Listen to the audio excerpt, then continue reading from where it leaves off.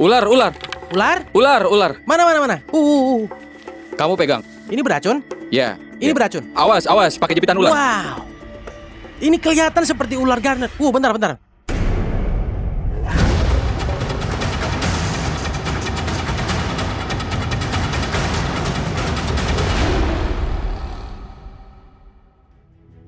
Lokasi manapun yang kami kunjungi, tim Brave Wilderness tampaknya selalu berhasil menemukan spesies ular asli daerah tersebut.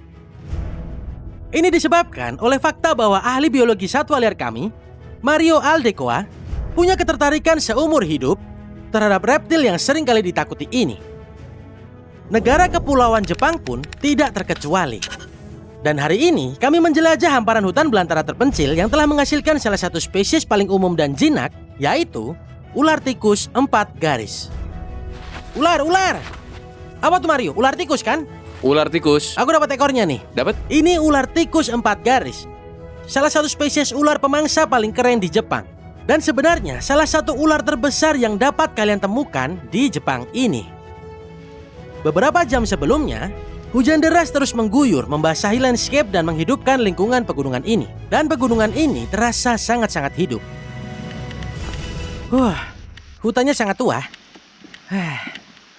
Waduh, sekarang hujan lagi nih guys. Aku kira udah selesai. Wah, ini gak berhenti-berhenti guys.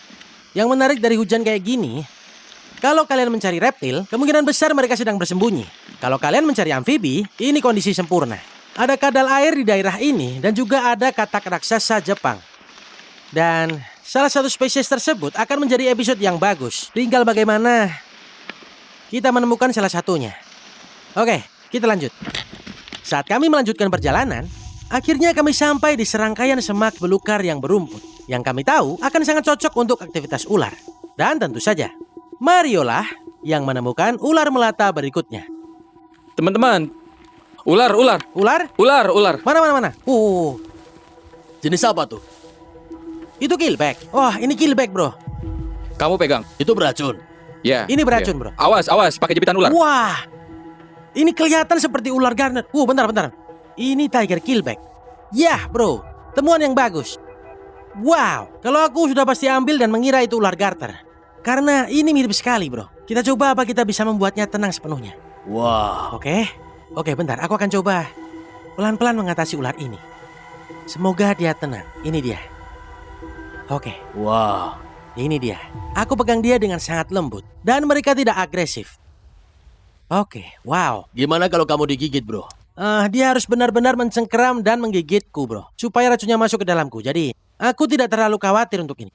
Tapi yang aku tidak mau adalah memegang bagian kepala ular ini. Karena yang unik dari spesies ini, bukan hanya dia ini berbisa, tapi dia ini juga beracun. Mereka punya 2 kelenjar tepat di belakang leher mereka. Dan yang mereka lakukan, jika merasa terancam, mereka akan mengembung. Dan kelenjar itulah yang akan mengeluarkan racun. Nah, jika ada yang datang dan mencoba menggigit ular ini, dan racunnya masuk ke mulut mereka, rasanya akan sangat mengerikan. Mirip dengan katak panah beracun, katak itu mendapatkan racunnya dari semut kecil yang mereka makan. Ular ini mendapatkan racunnya dari katak yang dimakannya.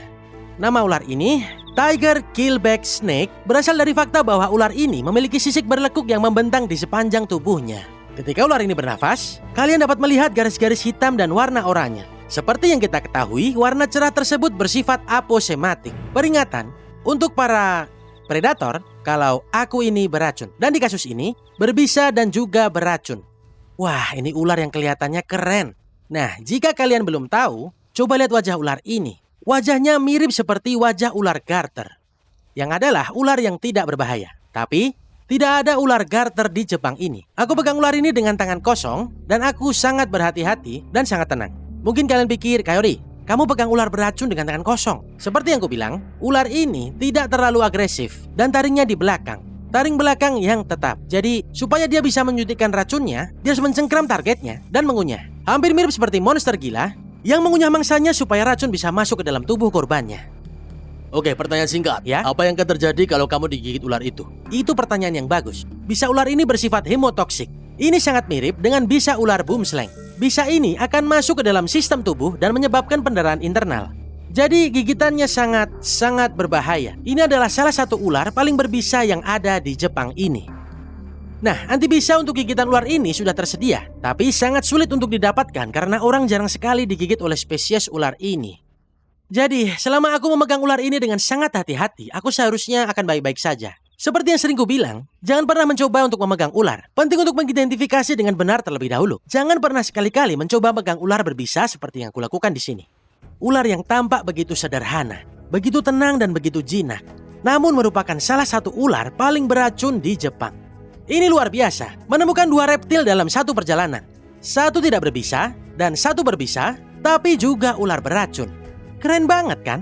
Aku Kairi Peterson, tetap berani, dan tetap liar. Sampai jumpa di petualangan selanjutnya. Bro, tangkapan bagus Mario. Dari semua spesies ular yang telah kami tampilkan di channel Brave Wilderness, mulai dari yang tidak berbisa hingga yang berbisa, ular tiger keelback tanpa diragukan lagi merupakan anomali sejati. Kemiripannya secara visual dengan ular garter membuatnya tampak sama sekali tidak mengancam.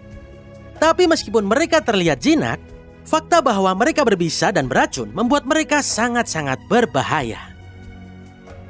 Kasus keracunan jarang terjadi, karena ular ini memiliki sifat tenang dan cenderung mengusir predator dengan menampilkan perilaku yang mengancam.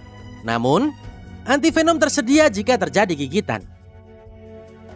Maka dari itu, aku ingin menekankan betapa pentingnya untuk tidak pernah memegang atau berinteraksi dengan ular, kecuali kamu 100% yakin itu adalah spesies yang tidak beracun. Dan seperti yang selalu aku bilang, ketika kalian ragu, interaksi terbaik selalu dapat dilakukan dengan hanya mengagumi hewan tersebut dari jarak yang aman.